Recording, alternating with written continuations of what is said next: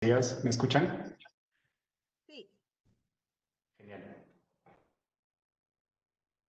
Bueno, antes que nada, agradecer a la Oficina General de Articulación y Monitoreo y Evaluación de Impacto, porque gracias a ellos estamos reunidos en esta ocasión para hablar acerca de los documentos y protocolos para la renovación de los servicios de transporte ante el COVID-19 y asimismo agradecer a todos los funcionarios y servidores públicos de los gobiernos regionales y de los gobiernos locales que nos están acompañando para tomar conocimiento de cómo se han desarrollado estos documentos y cómo se deben implementar.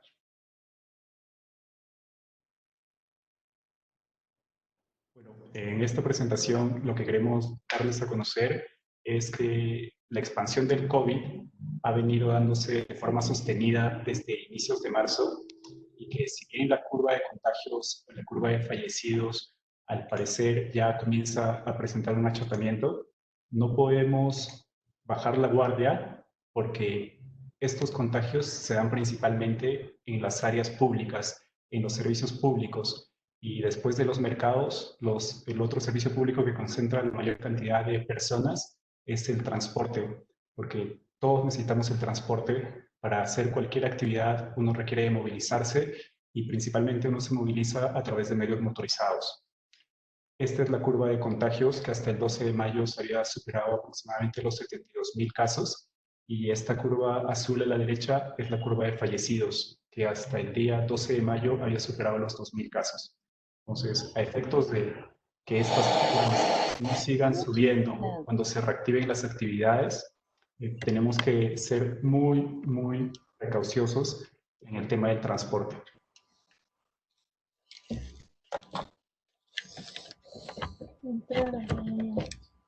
Para continuar con la presentación, esta es un muy breve resumen de las funciones en materia de transportes que tienen todos los niveles de gobierno. El MTC, para comenzar, es quien aprueba los reglamentos nacionales, como es el Reglamento Nacional de Administración de Transporte, el Reglamento Nacional de Administración del Tránsito, y asimismo aprueba y se ocupa de implementar las políticas nacionales.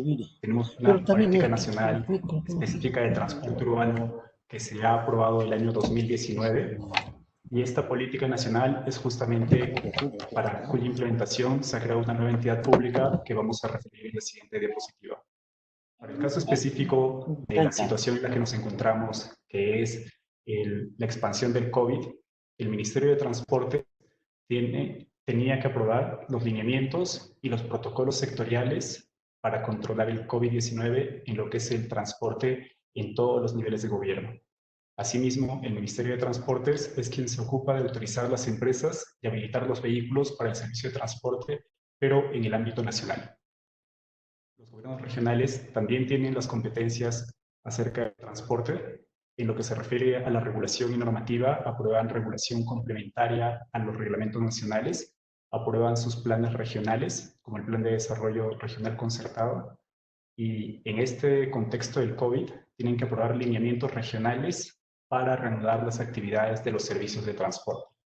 Los protocolos son los que ha publicado el Ministerio de Transportes a nivel nacional y son de obligatorio cumplimiento por todos los niveles de gobierno, pero como se sabe que cada uno de los niveles de gobierno tiene su propia particularidad sobre los requerimientos de transporte, los gobiernos regionales y los gobiernos locales pueden aprobar sus propios lineamientos. Asimismo, los gobiernos regionales son los que autorizan las empresas y habilitan a los vehículos para el servicio de transporte en el ámbito regional. De forma similar, la Municipalidad Provincial aprueba normativa complementaria a los reglamentos nacionales, aprueba sus planes provinciales, específicamente en estos casos tienen planes muy importantes para el transporte urbano, como son los planes reguladores de ruta, aprueban sus lineamientos provinciales ante el COVID-19. Esto se refiere a la forma en la cual se establece el procedimiento para que los servicios de transporte reanuden actividades. Y finalmente son quienes autorizan las empresas y habilitan a los vehículos para el servicio de transporte de ámbito provincial, tanto en el ámbito urbano como en el ámbito interurbano. Y finalmente, pero no menos importante, nos encontramos con las municipalidades distritales que también tienen competencias en materia de transporte. Ellos aprueban normativa complementaria a los reglamentos nacionales, aprueban planes distritales. Estos planes están principalmente referidos a los mototaxis, tienen que aprobar planes de regulación de vehículos menores, y en este caso del contexto en el que nos encontramos, aprueban lineamientos distritales ante el COVID-19 para determinar cuál es el procedimiento bajo el cual se van a reincorporar a sus actividades estos servicios de transporte en mototaxis. Y como les comentaba, son quienes se encargan de autorizar las empresas los vehículos menores para el servicio de mototaxi. En este contexto es lo que les comentaba acerca de que el Ministerio de Transportes en el año 2019 es una coordinación multisectorial y entre niveles de gobierno aprobó la Política Nacional de Transporte Urbano. Y justamente para la implementación de esta Política Nacional de Transporte Urbano se creó una entidad pública que depende del Viceministerio de Transportes denominada ProMovilidad, que es el Programa Nacional de Transporte Urbano Sostenible, que tiene como objetivo general promover los sistemas integrados de transporte en las ciudades de su ámbito de intervención con un enfoque de movilidad urbana sostenible y de género. La finalidad de esta nueva entidad pública es que se promueva la reducción de tiempos de viaje, se incremente la seguridad vial y se mejore la salud y el acceso de la población a las áreas de empleo y servicios, principalmente a la población que tiene menores niveles de ingreso. Preliminarmente, el ámbito de intervención de ProMovilidad son 29 ciudades, 22 ciudades que son de más de 100.000 habitantes y las 7 ciudades capitales del departamento, que si bien tienen menos de 100.000 habitantes, son el centro de desarrollo regional en sus respectivos departamentos.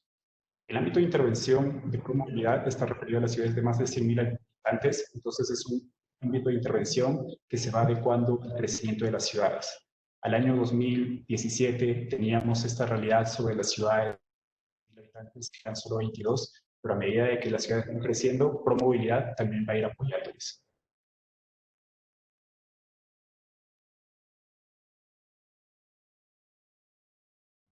Las funciones de ProMovilidad se resumen principalmente en estos 5 aspectos. ¿Qué es lo que hace ProMovilidad? Puede celebrar convenios, apoya a los gobiernos locales para la elaboración de planes de movilidad urbana sostenible, planes reguladores y otros estudios relacionados. Esto a través de la asistencia técnica que se les brinda.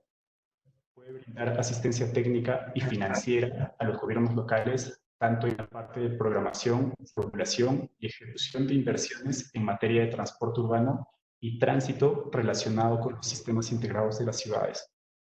Asimismo, promueve y ejecuta acciones e inversiones en transporte urbano en el marco de los convenios suscritos, así como se dedica a apoyar en el fortalecimiento institucional de estos.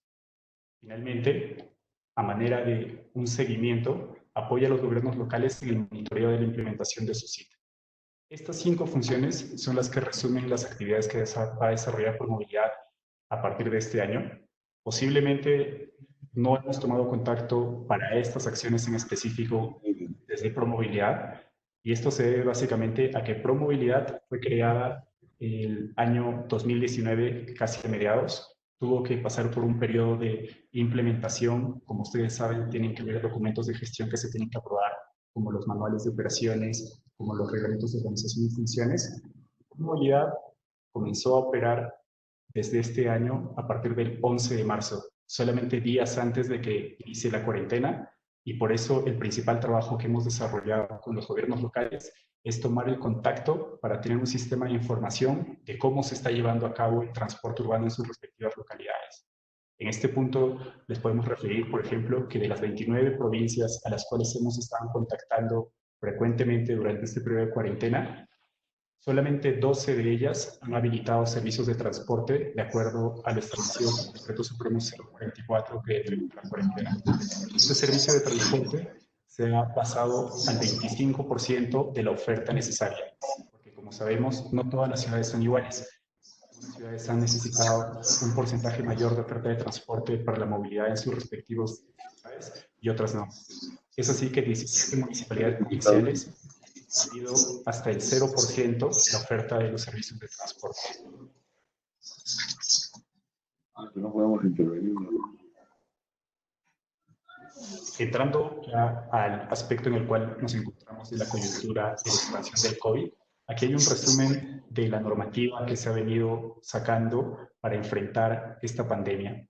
El 11 de marzo, mediante el Decreto Supremo número 008 del 2020, el Ministerio de Salud se declaró la emergencia sanitaria. 8 días después, mediante el Decreto Supremo número 044, se decreta el estado de emergencia nacional, que como sabemos se ha venido extendiendo a través de varios decretos supremos, aproximadamente dentro de 10 días.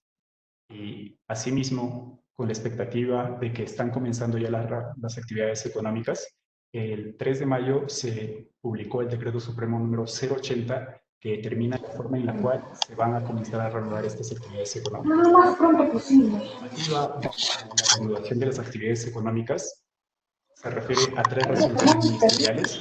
La resolución ministerial número 2020 del MINSA, la resolución ministerial 258-2020 del MTC, la resolución ministerial número 261-2020 del MTC, que en conjunto definen los protocolos sanitarios sectoriales y los lineamientos para reanudar las actividades en los servicios de transporte.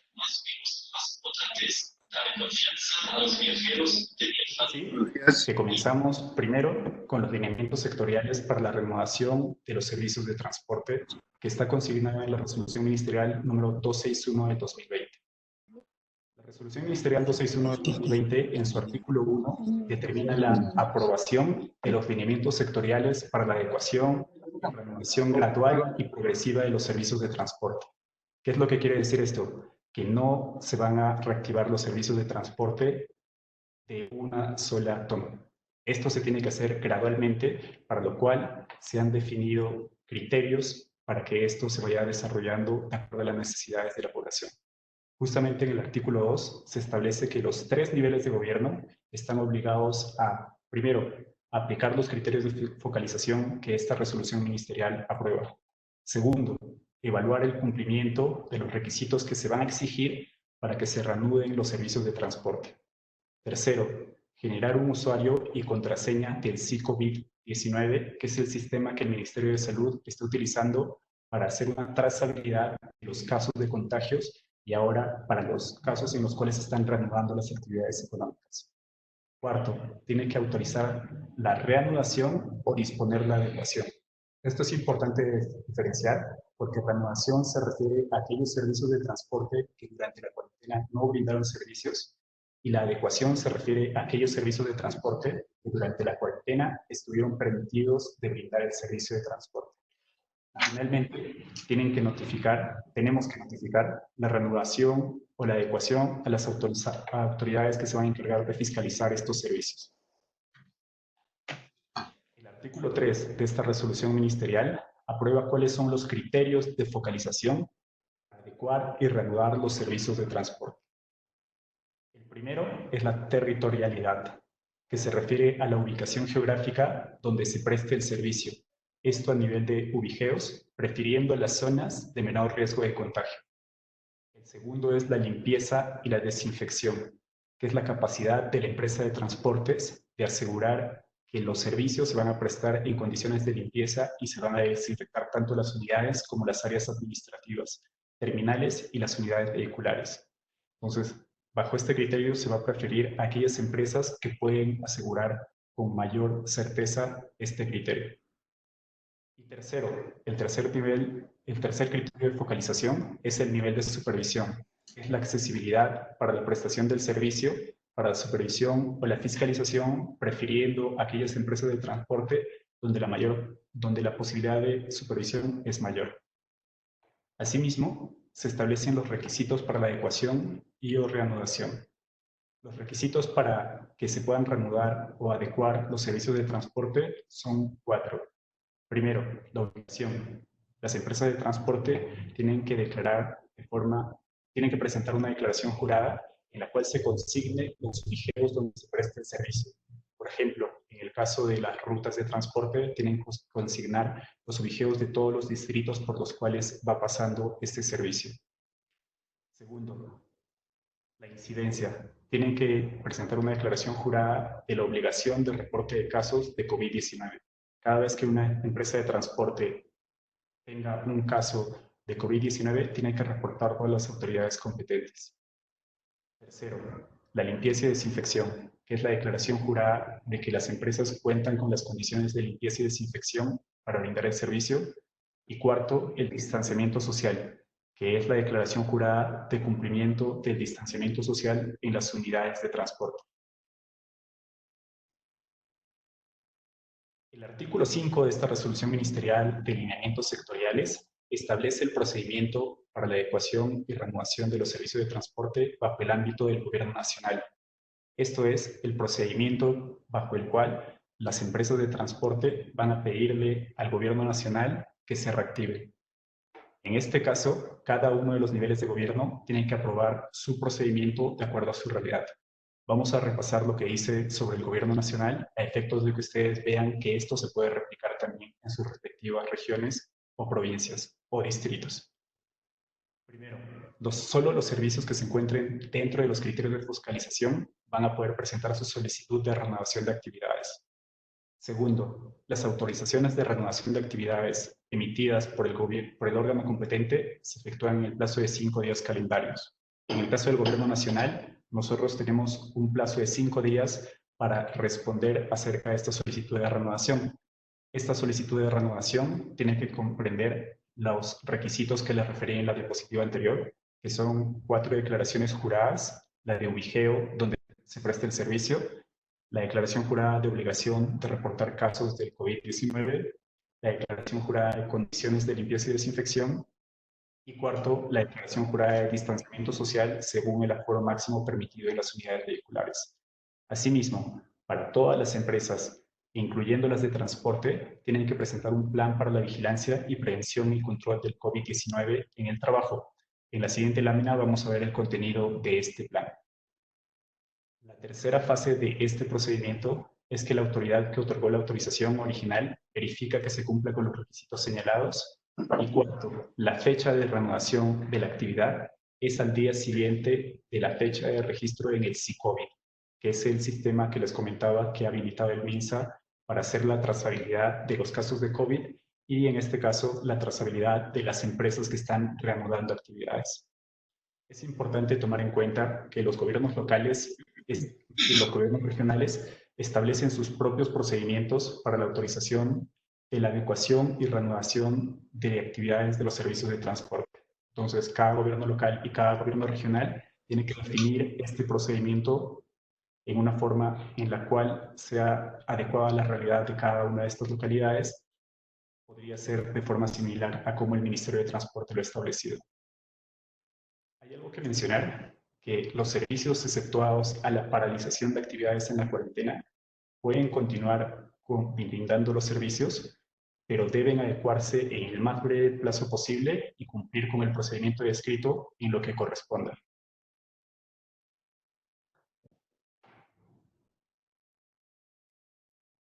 Esta es el anexo 4 de la resolución ministerial número 239 de MINSA, mediante el cual se establece los protocolos sectoriales generales y justamente es donde está la estructura del plan para la vigilancia, prevención y control del COVID-19 en el trabajo. Entonces, esta estructura contiene 11 partes, donde la principal parte que se tiene que definir son los procedimientos obligatorios de prevención del COVID. Es importante referir que todo empleador debe elaborar y aprobar su plan para la vigilancia y prevención y control del COVID-19, en este caso las empresas de transporte, el mismo que tiene que ser registrado en el MINSA, en el Instituto Nacional de Salud, a través del SICOVID-19. En el proceso se debe remitir el plan por la mesa de partes virtual. No hay nada físico, todo es virtual. De hacer su bolita.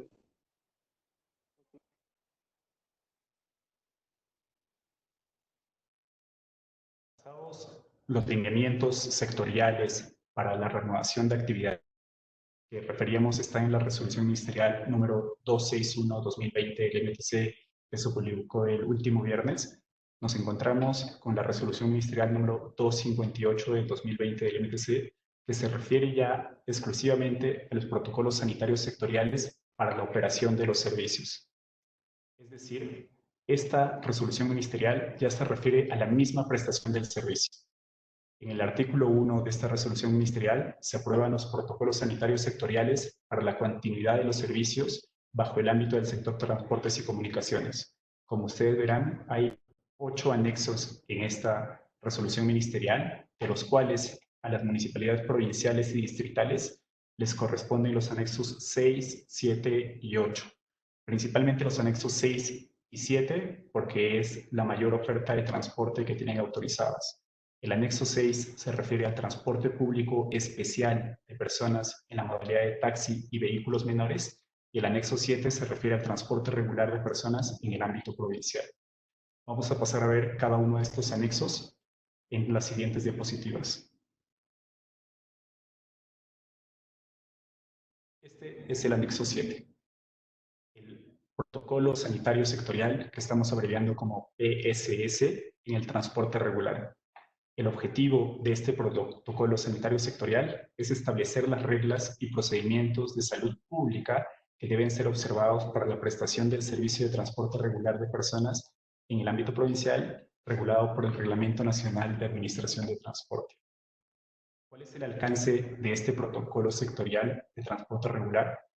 Son 3. Primero, los operadores de servicio habilitados para la prestación del servicio regular de personas en el ámbito provincial, es decir, las empresas de transporte. Segundo, el recurso humano que participa en cualquier etapa de la prestación del servicio de transporte indicado, es decir, los conductores y o cobradores, que son los que trabajan en estas empresas de transporte. Y tercero, los usuarios que utilizan el servicio de transporte regular de personas en el ámbito provincial. Antes de pasar al articulado mismo de esta directiva, vamos a ver cuáles son las definiciones que se están usando para tener el mismo concepto entre todos sobre lo que tienen que cumplir cada uno de estos sectores. Primero, el conductor. El conductor es el titular de una licencia de conducir vigente que se encuentra autorizado para conducir vehículos de las categorías M2 y M3. Recordemos que este protocolo está referido al transporte regular y este solamente se puede brindar en vehículos de las categorías M2 y M3. El cobrador es la persona que brinda asistencia al conductor en la prestación del servicio para el abordaje y el descenso de los usuarios, así como el cobro del pasaje, entre otros. El operador o transportista es la persona natural o jurídica que tiene la habilitación para prestar el servicio de transporte público de personas. Nuevamente referimos en los vehículos de las categorías M2 y M3, que son los que pueden prestar el transporte regular. El usuario es la persona que se traslada de un punto a otro en la provincia mediante el servicio de transporte en vehículos de las categorías M2 y o M3. Aquí se está refiriendo solamente a M2 y M3 porque es para el transporte regular. La sintomatología COVID-19 son todos aquellos signos y síntomas relacionados con el COVID-19, tales como la fiebre mayor a 38 grados centígrados, el dolor de garganta, la tos seca, la congestión o secreción nasal, la pérdida de olfato, pérdida del gusto, el dolor abdominal, las náuseas y diarreas, la dificultad para respirar, la desorientación, el dolor en el pecho o la coloración azul en los labios. Pasadas estas definiciones, vamos a comenzar a ver las disposiciones que se han incluido en esta resolución ministerial para los operadores. Entonces, lo primero que tienen que hacer los operadores es implementar en los terminales un lavadero con caño con conexión a agua potable a disposición de los conductores y cobradores a efectos de que antes de iniciar la jornada laboral y al finalizarla puedan asearse como corresponde para evitar contagiarse del COVID.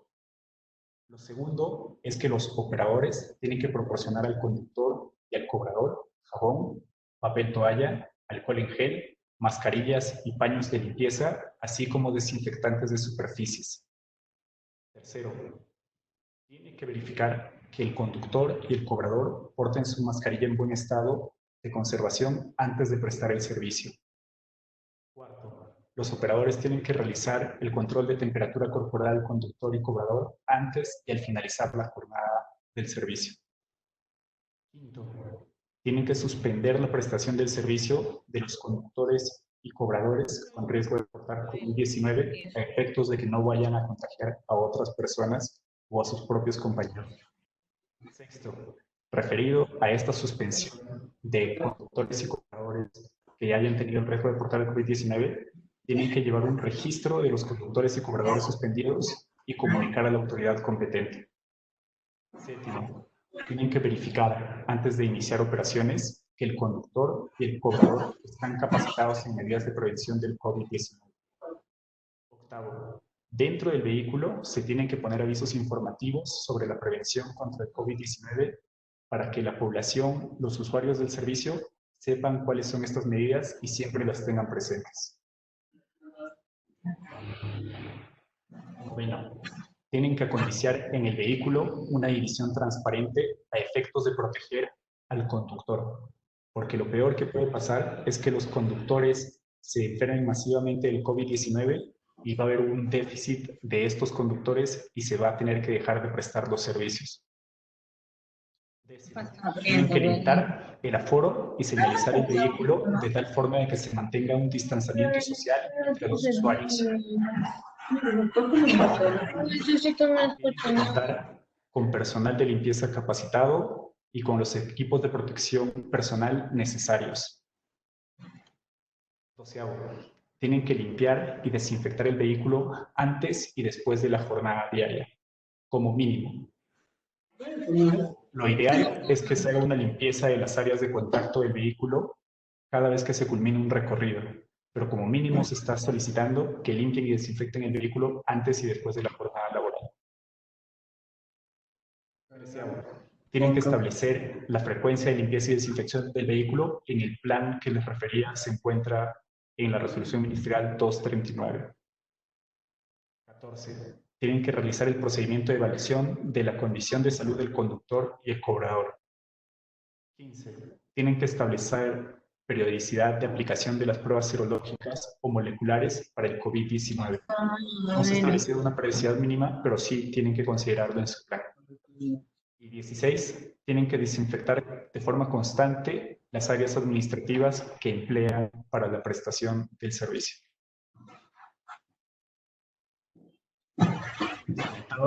Una de las disposiciones que tienen que cumplir los operadores es poner un aviso informativo dentro de las unidades. Este aviso informativo tiene que tener las características de ser colorido, los gráficos y leyendas según el formato adjunto, que es este de aquí, que muestra las 6 principales medidas que tienen que considerar en el transporte y se puede descargar de la página web del MTC y de la Sutran. Las medidas mínimas para el caso del transporte regular es que deben tener un ancho de 2,27 milímetros y un alto de 420 milímetros, que es básicamente una hoja tipo A3. Las medidas consignadas son las mínimas sugeridas. En realidad, los operadores de transporte pueden modificarlas siempre que la modificación sea para un tamaño mayor. El material de este aviso informativo debe ser autoadhesivo y la ubicación puede colocarse en los siguientes lugares: en el vidrio de la ventana opuesta a la puerta de servicio de visibilidad al ingresar el vehículo, en el panel posterior que separa la cabina del conductor con el habitáculo del pasajero, y de no contar con estos espacios, se ubicará en el lugar de mayor visibilidad en el vehículo. Como les comentábamos, los operadores también tienen que proteger a los conductores a través de una división transparente. Esta división transparente es el panel de protección sanitaria, que para el caso de los microbuses tiene que ser de material acrílico o policarbonato transparente, de un espesor mínimo de 5 milímetros y de unas dimensiones de 1 metro de alto mínimo, tamaño del ancho del vehículo menos 10 centímetros, de tal forma que se deje 5 centímetros a cada lado de las paredes de los vehículos. Y el panel debe ir instalado detrás de la primera fila de asientos y fijados a la estructura del vehículo con mínimo 6 anclajes.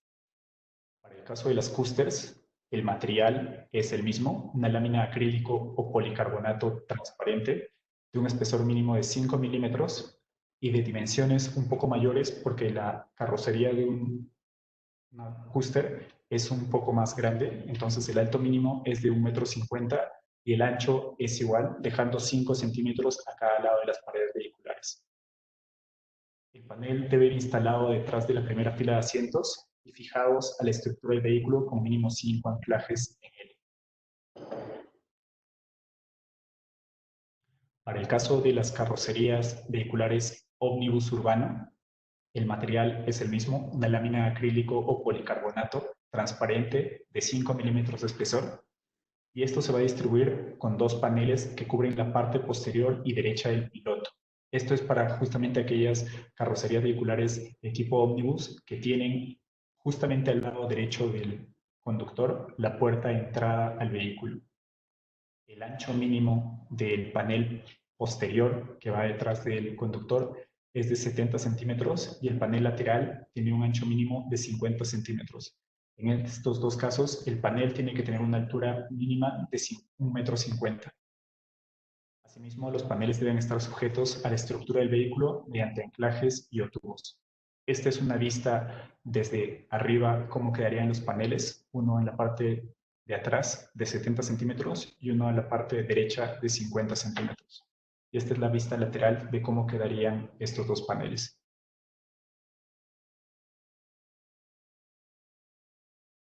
Asimismo, se refería a que tiene que haber una identificación de cuáles son los asientos que en el vehículo se van a poder usar.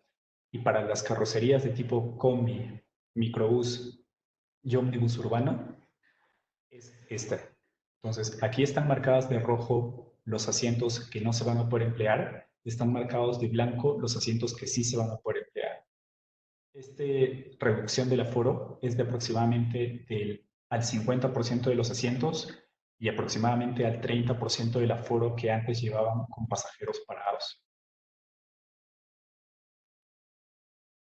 Todas estas son las disposiciones que tienen que cumplir los operadores. Pasamos a las disposiciones que tienen que cumplir los conductores y los cobradores del transporte regular. Lo primero es que tienen que lavarse las manos con agua y jabón y luego desinfectarlas con alcohol en gel. Para esto, justamente el operador les va a proveer ambos casos. Primero, la posibilidad de tener agua potable y segundo, el insumo para poder desinfectarse las manos. En segundo lugar, tienen que pasar por un control de temperatura corporal que, como vimos, va a estar a cargo del operador. En tercer lugar, tienen que utilizar mascarilla durante la prestación del servicio. Siempre tienen que utilizar la mascarilla. En cuarto lugar, si presentan signos de sintomatología del COVID-19, no deben acudir a trabajar. En quinto lugar, tienen que contar con la certificación en medidas de prevención contra el COVID-19. En sexto lugar, se debe realizar el cobro del pasaje por adelantado, de tal forma de que el cobrador no está dando vueltas dentro de la unidad vehicular, lo cual propicia las interacciones y podría ser un riesgo de contagio del COVID. En séptimo lugar, tienen que procurar una adecuada ventilación de las unidades vehiculares, abriendo las ventanas y las claraboyas en caso los tengan. En octavo lugar, tienen que evitar tocarse los ojos, la nariz y la boca. En noveno lugar, tienen que permitir el embarque y desembarque por la puesta posterior del vehículo, de tal forma de que el conductor no está cerca de los pasajeros. En décimo lugar, tienen que reducir el contacto físico entre usuarios y conductor o cobrador. Pasamos a las disposiciones para los usuarios. Los usuarios, para comenzar, tienen que mantener una distancia mínima de 2 metros en la cola del paradero, para lo cual hemos visto con éxito que las municipalidades provinciales han establecido marcas en los pisos en muchos casos, tanto en los mercados como en algunos paraderos. Es una experiencia que se debe replicar a efectos de que el usuario sepa dónde debe estar posicionado para evitar estar cerca a otras personas. En segundo lugar, todos los pasajeros, igual que todas las personas cuando salen de sus casas, tienen que utilizar la mascarilla. Y dentro del vehículo no se la pueden sacar, siempre la tienen que tener puesta. En tercer lugar, los pasajeros tienen que pagar el pasaje antes de abordar. En cuarto lugar, en caso de que tosan o estornuden, tienen que cubrirse la boca y tienen que cubrirse con el codo flexionado y nunca sacarse la mascarilla. Así estornuden, no se debe sacar la mascarilla porque justamente es el elemento de protección de que no se transmite el virus. En quinto lugar, tienen que trasladarse en el vehículo cuyo aforo cumple con el aforo de usuarios permitido. Los usuarios no deben abordar vehículos cuya capacidad ya se encuentra al límite. En sexto lugar, no pueden tirar desechos en el vehículo. Tienen que guardar la distancia máxima posible con los otros ocupantes. En séptimo lugar, tienen que evitar tocarse los ojos, la nariz y la boca. En octavo lugar, tienen que hacer uso de la bicicleta como medio de transporte en caso sean distancias cortas. Esto es algo que tenemos que promover a efectos de no saturar los servicios de transporte que ya un aforo limitado, un aforo reducido, aproximadamente el 30%. En noveno lugar,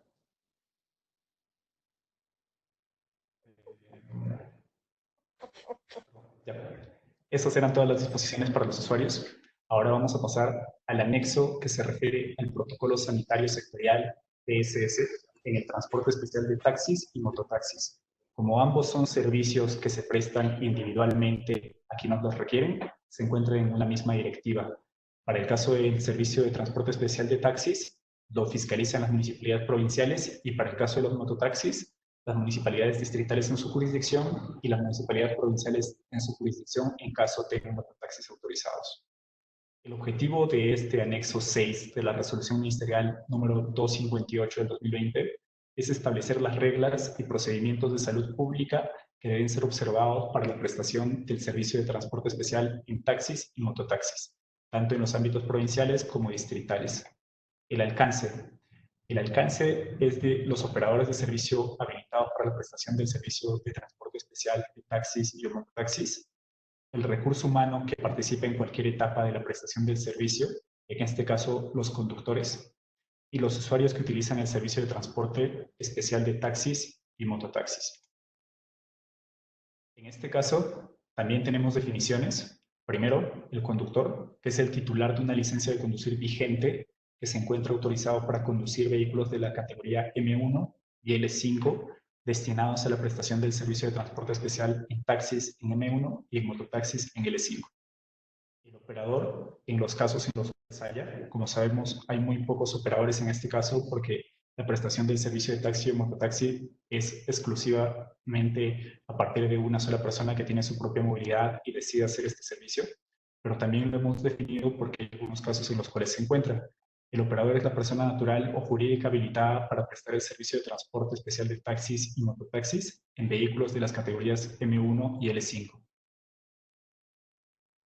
El usuario es la persona que se traslada en alguno de estos dos vehículos de un punto a otro en la provincia o en el distrito.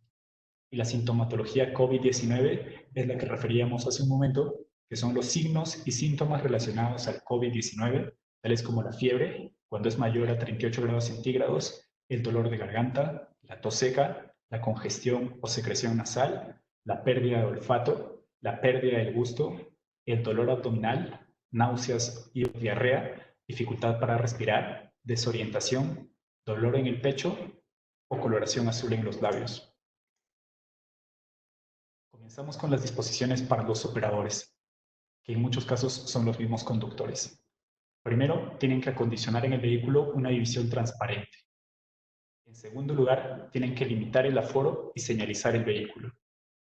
En tercer lugar, tienen que limpiar y desinfectar el vehículo antes y después de la jornada diaria. Asimismo, tienen que establecer la frecuencia de limpieza y desinfección del vehículo en el plan habilitado o que se encuentra su estructura en la resolución ministerial número 239 del MINSA. Asimismo, tienen que realizar el procedimiento de evaluación de la condición de salud del conductor y establecer la periodicidad de aplicación de las pruebas serológicas o moleculares para COVID-19. Para estos casos, en los cuales el mismo operador es el conductor, se ha establecido una excepción de tal forma de que no tenga que cumplir estas disposiciones que son las más complicadas. Asimismo, en séptimo lugar, no pueden prestar servicios de viajes compartidos a través de los cuales se une a más de un usuario que coincide en la misma ruta. El servicio de transporte se presta desde el inicio hasta el fin con el mismo usuario o usuarios. En octavo lugar, se recomienda el uso de mecanismos u opciones tecnológicas que prioricen el pago del servicio sin contacto con los usuarios. Ahora hay muchas aplicaciones que facilitan esta transmisión del dinero sin la necesidad de que utilicemos el dinero en efectivo. Además, no cobran comisión y son muy fáciles de usar. Sabemos de que no van a poder usarlas todas, es por eso que esta disposición se refiere a la recomendación, no a la obligación. Al igual que en el servicio de transporte regular, los servicios de transporte de taxi y mototaxi tienen que considerar un aviso informativo. Este es el aviso informativo que tiene que tener unas medidas mínimas del tamaño de una hoja A4, como mínimo, 210 milímetros de alto y 227 milímetros de alto. Perdón, 210 milímetros de ancho y 297 milímetros de alto. El material tiene que ser autoadhesivo y el aviso se coloca en la parte posterior del asiento del conductor. Como va a haber una separación, es posible utilizar esta separación para colocar este aviso. Asimismo, la separación que tiene que ver entre el conductor y los pasajeros es el panel de protección sanitaria, que tiene que ser de material acrílico, de calidad transparente, de un espesor mínimo de 4 milímetros y de dimensiones de altura de 80 centímetros y de ancho similar a lo que veíamos en el transporte en cústeres, combis, que tiene que ser el ancho que permita dejar 5 centímetros a cada uno de los lados. El panel debe ir instalado detrás de la primera fila de asientos y fijado a la estructura del vehículo con mínimo 4 anclajes. De esta forma, la separación entre el conductor, el copiloto y los pasajeros se da por la mitad del vehículo. En esta distribución se están mostrando los asientos en rojo que no se deben usar para la prestación del servicio, que son los del copiloto y el asiento del medio. Solamente se pueden utilizar los asientos pegados a las ventanas. De igual forma, en los mototaxis deben usarse solamente los asientos pegados a las ventanas. Estas son las disposiciones para el operador y ahora comenzamos con las disposiciones para los conductores. Los conductores tienen que lavarse las manos con agua y jabón y luego desinfectarlas con alcohol en gel. Tienen que pasar por un control de temperatura corporal y siempre utilizar mascarillas durante la prestación del servicio. Asimismo, en caso tengan la sintomatología COVID-19, no deben acudir a prestar los servicios. De igual forma, tienen que contar con la certificación en medidas de prevención contra el COVID-19. Y en sexto lugar, tienen que prestar el servicio en un vehículo limpio y desinfectado. En séptimo lugar, tienen que desinfectarse las manos con alcohol en gel después de cada servicio. Y en octavo lugar, tienen que cubrirse la boca y la nariz con el codo flexionado en caso de toser o estornudar. En noveno lugar, cada vez que culminen un servicio de transporte, tienen que desinfectar las manijas de las puertas, que son las que han utilizado los pasajeros, los pasamanos en caso los tengan, los apoyabrazos, los cinturones de seguridad.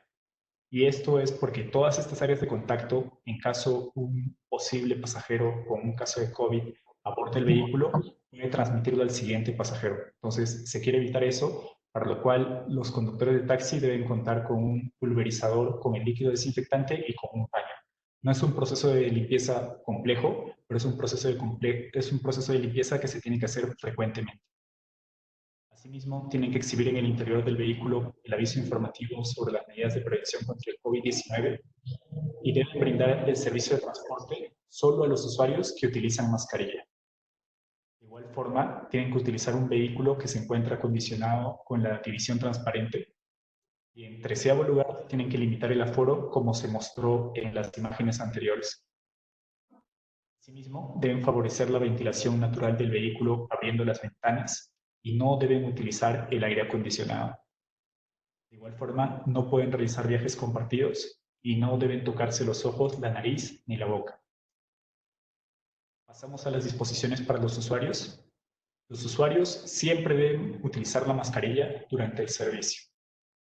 En caso de estornudar o toser, deben cubrirse la boca y la nariz con el codo flexionado y deben guardar la distancia máxima posible con los otros ocupantes del vehículo. Asimismo, tienen que respetar el aforo vehicular que ya ha sido determinado en los protocolos. No pueden tomar viajes compartidos, no deben tirar desechos en el vehículo y no pueden consumir alimentos. Asimismo, no deben tocarse los ojos, la nariz ni la boca. Esas son las disposiciones tanto para los servicios de transporte regular como para los servicios de transporte especial en taxi y mototaxi. En resumen, lo que queremos referirles es, primero, la emergencia sanitaria por el COVID-19 no termina con la cuarentena. Cuando termina la cuarentena es porque la curva de contagios ha comenzado a mostrar una estabilización y se espera un descenso que va a tardar todavía varias semanas, posiblemente varios meses. Tenemos que tomar las medidas de precaución para que este servicio de transporte no se convierta en un vector de contagio masivo que finalmente lo que va a hacer es colapsar los servicios de salud en nuestras respectivas ciudades. En segundo lugar, queremos decirles que el gobierno central está comprometido con las reformas del transporte urbano en todas las ciudades del país, y esto se demuestra con la creación de Promovilidad, que es la entidad pública que los va a asesorar y les va a brindar asistencia técnica y financiera para que se pueda combatir el COVID-19 y posteriormente la implementación de sistemas integrados de transporte. En tercer lugar, referirles sobre el caso de la coyuntura en la cual nos encontramos, que el MTC ha aprobado los lineamientos nacionales para reanudar los servicios de transporte y en función a estos, los gobiernos locales y los gobiernos regionales deben definir sus procedimientos para la continuidad y reanudación de los servicios de transporte. En cuarto lugar, referirles que el MTC ha aprobado los protocolos para la continuidad y reanudación de los servicios y estos tienen que ser cumplidos por todos los niveles de gobierno. Finalmente, recordarles a manera de reiteración, porque seguramente con muchos de ustedes ya ha tenido el contacto a través de estos especialistas. Nuestro director ejecutivo es Ismael Suta Soto. Aquí se encuentra su correo electrónico para todas las comunicaciones que puedan o necesiten referir. Yo soy José Carlos Torres Maita. Aquí está mi celular y mi correo electrónico para cualquier contacto o consulta que se requiera. Y para los casos específicos en los cuales necesiten un contacto para cada una de las ciudades, está el especialista Javier Chacón, que está a cargo de las municipalidades provinciales de Chiclayo, Cusco, Sullana, Tarapoto, Tumbes, Moyobamba y Abancay. El especialista Daniel Laca, que está a cargo de las municipalidades provinciales de Trujillo, Juliaca, Huánuco, Huaraz, Puerto Maldonado, Pasco y Chachapoyas. El especialista Juan José Quispe, que está a cargo de las municipalidades provinciales de Huancayo, Chimbote, Ucalpa, Ayacucho, Chincha, Moquegua y Huancavelica. Y el especialista Orlando Dávila, que está a cargo de 8 municipalidades provinciales que son Arequipa, Piura, Iquitos, Tacna, Ica, Cajamarca, Puno y Pisco. Por favor, en cualquier caso, ya sea para la implementación de estos protocolos, para que ustedes puedan sacar sus lineamientos, pueden tomar contacto con nosotros y de hecho ya lo hemos estado haciendo para coordinar sobre los sistemas de ciclovías y también para la implementación de sistemas integrados de transporte.